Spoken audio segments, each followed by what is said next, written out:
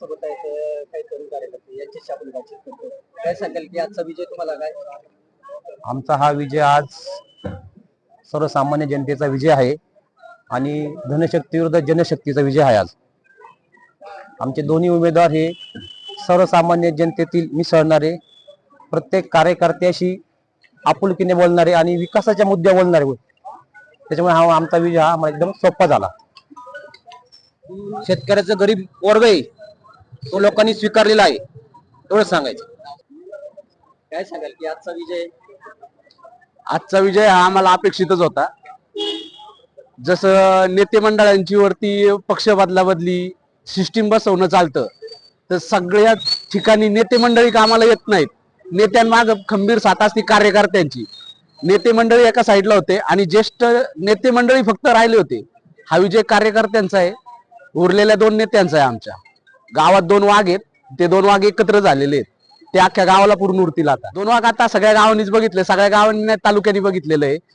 मोहितदादा ढामाले आणि संभाजीराजे तांबे, ज्यांनी पूर्वी गाव चालवलं आणि जे काल गाव चालवत होते, आता हे दोघंही एकत्र झालेले आहेत. आता ओतूरगाव एक गठ्ठा चालणार आहे, एकत्र चालणार आहे. हा पुढच्या येणाऱ्या निवडणुकीला सुद्धा एक मोठा संदेश आहे, मोठा संदेश आहे का गाव एक झालेलं आहे. तुम्ही सावध राहा. विरोधकांना सुद्धा गाव एक झालेलं आहे, दोन्ही नेते एक झालेले आहेत आणि नेत्यांमागे कार्यकर्ते खंबीर आहेत.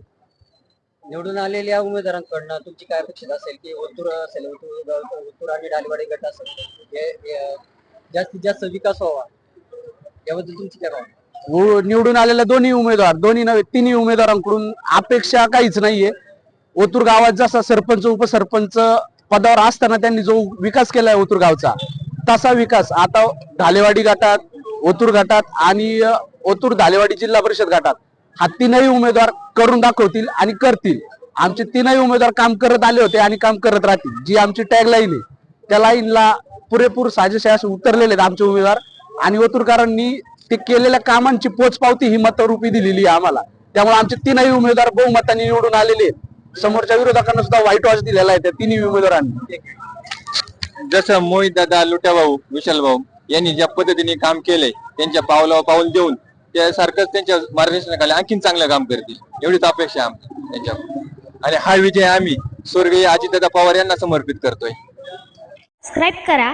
ताज्या बातम्यांसाठी बेल आयकॉनवर क्लिक करा.